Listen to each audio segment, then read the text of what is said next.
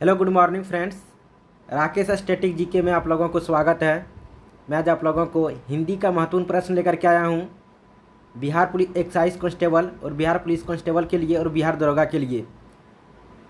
तो चलिए, चैनल पर जो भी न्यू है अभी चैनल को सब्सक्राइब करके जुड़ जाइए और बेल आइकन को प्रेस कर दीजिए।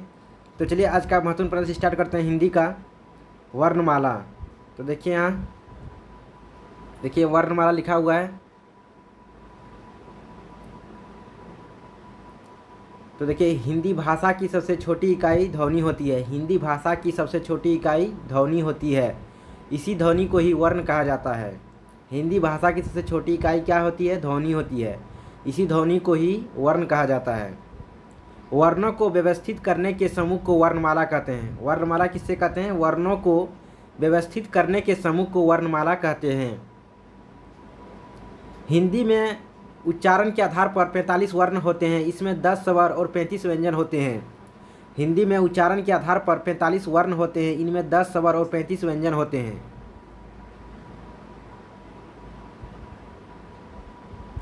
लेखन के आधार पर 52 वर्ण होते हैं। इसमें 13 स्वर और 35 व्यंजन तथा 4 संयुक्त व्यंजन होते हैं।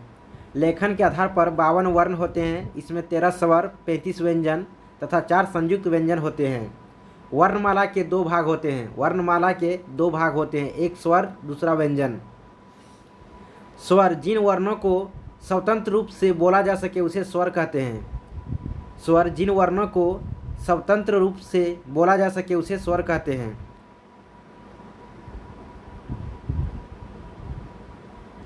परंपरागत रूप से स्वरों की संख्या 13 मानी गई है। परंपरागत रूप से स्वरों की संख्या 13 मानी गई है, लेकिन उच्चारण की दृष्टि से 10 ही स्वर होते हैं। लेकिन उच्चारण की दृष्टि से 10 ही स्वर होते हैं।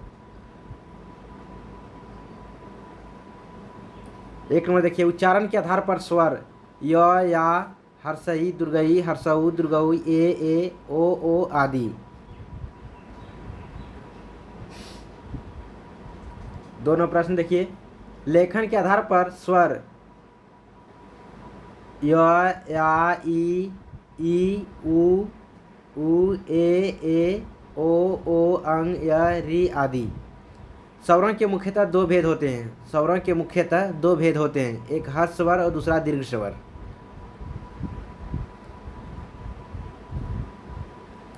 हर्ष स्वर देखिए एक नंबर में, जिन स्वरों के उच्चारण में कम से कम समय लगता है उन्हें हर्ष स्वर कहते हैं। जिन स्वरों के उच्चारण में कम से कम समय लगता है उन्हें हर्ष स्वर कहते हैं। य, हर्षई, हर्षहु, री, इन्हें मूल स्वर भी कहते हैं। दीर्घ स्वर,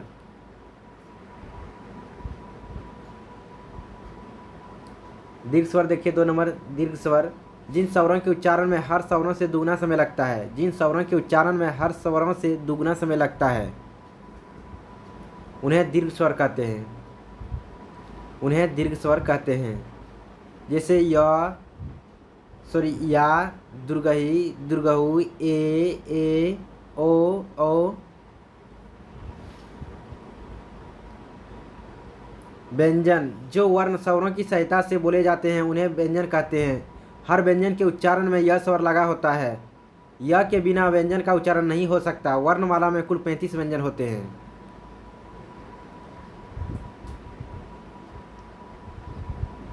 वर्णमाला में कुल 35 व्यंजन होते हैं। व्यंजन के निम्नलिखित 3 भेद हैं, स्पर्श व्यंजन, अंतस व्यंजन और ऊष्म व्यंजन।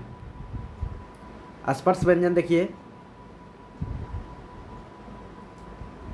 स्पर्श व्यंजन, इन्हें 5 वर्गों में रखा गया है और हर वर्ग में 5-5 व्यंजन है। हर वर्ग का नाम पहले वर्ग के अनुसार रखा गया है। जैसे क वर्ग, क, ख, ग, घ, अंगा।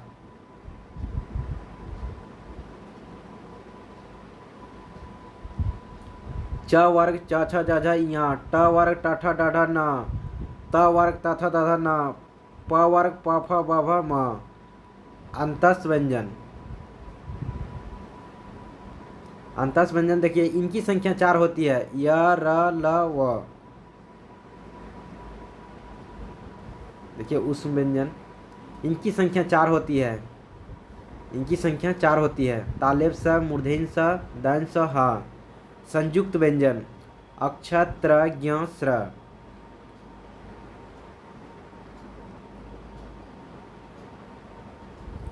किसी एक भाषा अनेक भाषाओं को लिखने के लिए प्रयुक्त मानक प्रतीकों के क्रमबद्ध समूह को वर्णमाला, वर्णों की माला कहते हैं।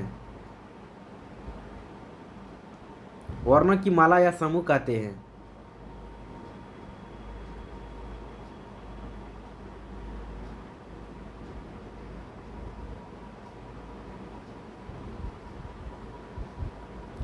उदाहरण के लिए देवनागरी की वर्णमाला में य, या, हर्षई दीर्घई, हर्षऊ दीर्घऊ, री, ली, ए, ओ, अंग, य, क, ख, ग, घ, अंग, च, छ, ज, झ, ञ, ट, ठ, ड, ढ, न, त, थ, द, ध, न, प, फ, ब, भ, म, य, र, ल, व, तालिब स, मूर्धन्य स, दैन्य स, ह को देवनागरी वर्णमाला कहते हैं। इतना वर्ण को देवनागरी वर्णमाला कहते हैं। और ABCD को रोमन वर्णमाला, रोमन अल्फ़ाबेट कहते हैं। नीचे देखिए अब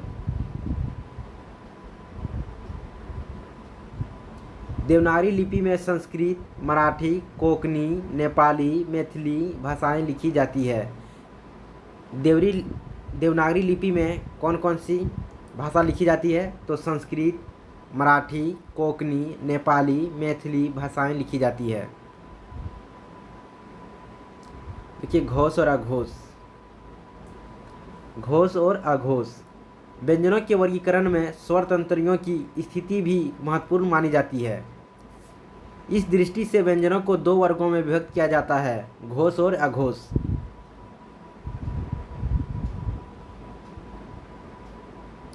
जिन व्यंजनों के उच्चारण में स्वर तंत्रियों में कंपन होता है उन्हें घोष या सघोष कहते हैं।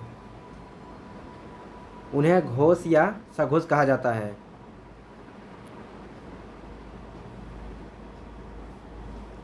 दूसरे प्रकार की ध्वनियाँ अघोष कहलाती है। स्वर तंत्रियों की अघोष स्थिति से अर्थात जिनके उच्चारण में कंपन नहीं होता है उन्हें अघोष व्यंजन कहा जाता है।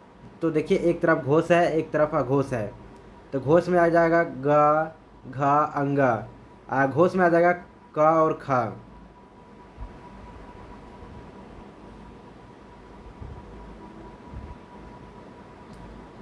फिर देखिए ज, झ, ञ, च, छ, ड, ढ, न, ट, ठ, द, ध, न, त, थ, ब, भ, म, प, फ, य, र, ल, व, तालिब स, मूर्धन्य स, दैन्य स। तो ये घोष है और ये अघोष है। नेक्स्ट देखिए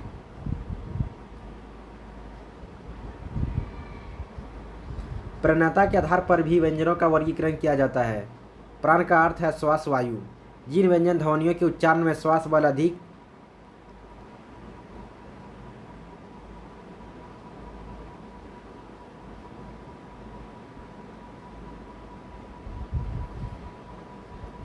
श्वास बल अधिक लगता है उन्हें महाप्राण, और जिनमें श्वास बल का प्रयोग कम होता है उन्हें अल्पप्राण व्यंजन कहा जाता है। पंच वर्गों में दूसरी और चौथी ध्वनियाँ महाप्राण हैं। पंच वर्गों में दूसरी और चौथी ध्वनियाँ महाप्राण हैं।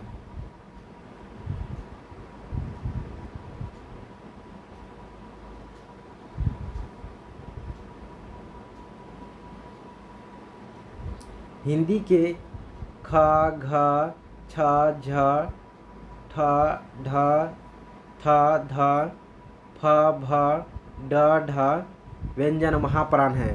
वर्गों के पहले, तीसरे और पांचवें वर्ण अल्पप्राण हैं।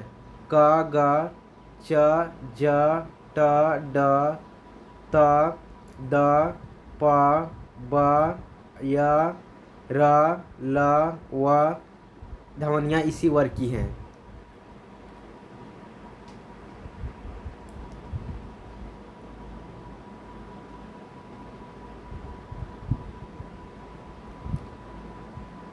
नेक्स्ट देखिए कंठ वर्ण। जिन वर्णों का उच्चारण स्थान कंठ होता है उन्हें कंठ वर्ण कहते हैं। य, या, क वर्ग, क, ख, ग, घ, अंग, ह और विसर्ग आते हैं। तालव वर्ण। जिन वर्णों का उच्चारण स्थान तालु होता है।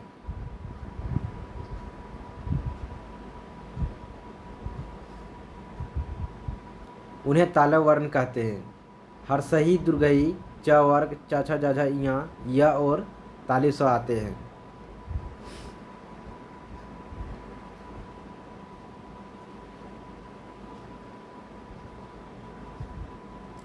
मूर्धन्य वर्ण, जिन वर्णों का उच्चारण स्थान मूर्धा होता है उन्हें मूर्धन्य वर्ण कहते हैं। री ट वर्ग ट ठ ड ढ न र और मूर्धन्य स आते हैं। दंत वर्ण, जिन वर्णों का उच्चारण स्थान दांत होता है उन्हें दंत वर्ण कहते हैं। लिरी त वर्ग त थ द ध न ल और दैन स आते हैं।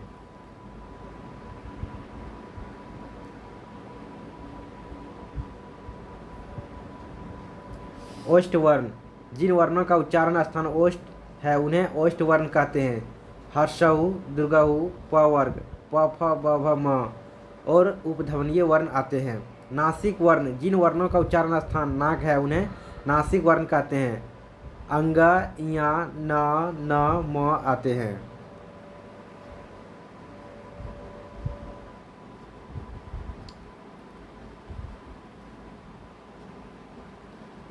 कंठ तालव्य वर्ण, जिन वर्णों का उच्चारण स्थान कंठ और तालु दोनों होता है उन्हें कंठ तालव्य वर्ण कहते हैं। ए और ए आते हैं।